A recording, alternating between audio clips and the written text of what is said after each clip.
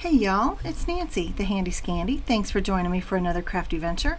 Today I'm hopping along with Team Tiny and we are doing the hashtag Team Tiny Inspiration Hop, meaning we were to take inspiration from another crafter, and I was paired up with Miss Yvette Olea of Yvette Olea Creates, and I took inspiration from her Smash Your Stash video as well as her Dia de los Muertos video. So these are the 4 cards that I've created. They were inspired by hers. They're completely different, but inspired by. So she did Smash Your Stash, and I will have her videos linked downstairs. For me, I interpreted that as Shop Your Stash. So that's exactly what I've done. All of the bits and pieces for these 2 cards were already in my stash, and I just put them together. So I had this green panel, it was cut out. I did some dry embossing with that fun Halloween stencil from A Colorful Life. That was from their Halloween release of 2020. And yeah, you can see that I'm just doing some ink blending and some heat embossing, and it creates an amazing background. And so I just mount this panel up, and this stamp, by the way, is called Boo Convention. It is from Technique Junkies, and I colored both of these. I stamped, embossed, and colored both of these panels up last year in 2020 and just never had the chance to use them. So this card came together super fast and super easy. I used 2 ovals to cut out this glittery frame. I just wanted to frame it and kind of offset well, the background from the actual image, and I think it looks really cute. It adds some glitter, it adds a little bit of glam, and of course just another layer of black. And then I took this sentiment from one of the Tim Holtz Halloween sets, and it says, "I'm just here for the booze." And I think it's fun, and it's a big card. It's a 5x7 card, but I think it came out super great.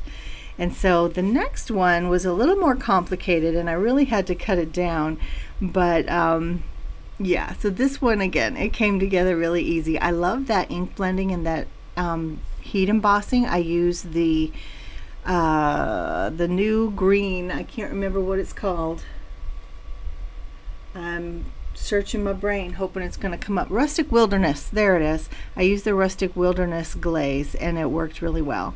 So this is the one that I was mentioning that was a little more complicated, and it was only complicated because this frame is very delicate.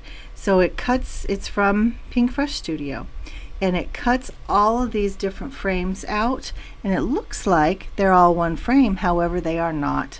They cut out at the same time, but it's multiple frames. And so I actually layered it together with the fun foam, and that was super complicated because I think this has three frames connected together to make one. So that was with the fun foam and with that gold. It's actually a metal sheet. And so anyway, there it is. So did my frames, and I put the panel, the Boo Convention panel, on the back, and then I had all of these really pretty leafy elements. And again, that was a little complicated because I had to make sure that the inserts to some of the leaves were there. Because I didn't want just, I guess I could have just had skeleton leaves, right? That would have worked. And then that sentiment came from my Simon Says Stamp Halloween pre-printed sentiments. And again, I can't remember if it was from 2020 or 2019. And when I did the thumbs down, I was just showing you that some of that fun foam was still peeking out, and you can see that right about there. Yeah, so not perfect, but I think it's okay. I think they're fun cards. And is it ever too early for Halloween? Again, these were inspired from her Smash Your Stash. So now we're jumping on into Dia de los Muertos. The ancestral stamps are from Tim Holtz and Stampendous. I got them last year, so 2020. Right before Halloween, and only had the opportunity to use them one time. So when I saw her Dia de los Muertos, I was like, boom, done, let's do it. So I have stamped these up in Brutus Monroe embossing ink and heat embossing, of course, with the gilded embossing powder. And here I am using my Caron Brush Marker Pros. I have such a hard time remembering what they're called. Anyway, that's what they are. So I added just a little bit of color to both of them, and I feel like had I used black watercolor or black embossing powder and ink versus the gold, they would not have come out quite as busy as they are. But it is what it is, and I'm not mad at them. I'm not at all. They are over the top. They are both very celebratory, and that's what Dia de los Muertos is all about, the celebration of life. And can you be opulent enough when you're celebrating life? I don't know. I don't know. But I love these. So I'm going back and forth, working on one card, working on the next. This particular one, this slimline, that print is from a gel plate pull. And of course I'm adding the gilding around the edges of both of the cards because, again, that opulence, you can see I did it on the frame. And this is, of course, my female ancestor.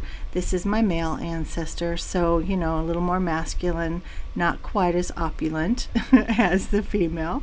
But both created in very much the same style and with the same features, right? The frame, the gilding, the banners, the ribbons, all of that. So here I am adding those banners to this one, and I will add them to the male ancestry card as well. On these banners for the slimline, I actually kind of, I'll say the word buckle for lack of a better term, but I want them to have dimension. I want them to actually stand off the card. So I buckle them a little bit. And in the end, I try to show you like a top view where you can see that there's space between the card base or the card panel and the actual banner. So there's that 3D element a little bit more. So yeah, going back and forth, and of course there's a lot of glue, a lot of drying. So I use my little 6x6, or maybe it's 3x6 paper pads to hold them down while they dry. So here I'm adding just some of the banners to this guy and using my reverse tweezers. Oh my gosh, they came in so handy for these projects, and they're one of my overall most used tools in the whole craft room. You can see that I also added some of those little ribbons. Those are from a Stamp Market die, and I think they're adorable. They just add that extra little layer, like, you know, like ribbons, like confetti hanging down or coming out of the ceiling, you know, when you like do your little poppers and things. I think it's just fun. Is it too much? I don't know, personal preference. For Dia de los Muertos cards, I don't know, I think they're okay. But here's where I'm saying I feel like if it were in black, it wouldn't be, or maybe, what's the word I'm looking for? Not that it wouldn't be anything, but it would be maybe a little more legible, because that's a lot of gilding and it's kind of hard to see the detail. But I think they're so much fun. And again, they were inspired by Yvette Olea and her Dia de los Muertos video.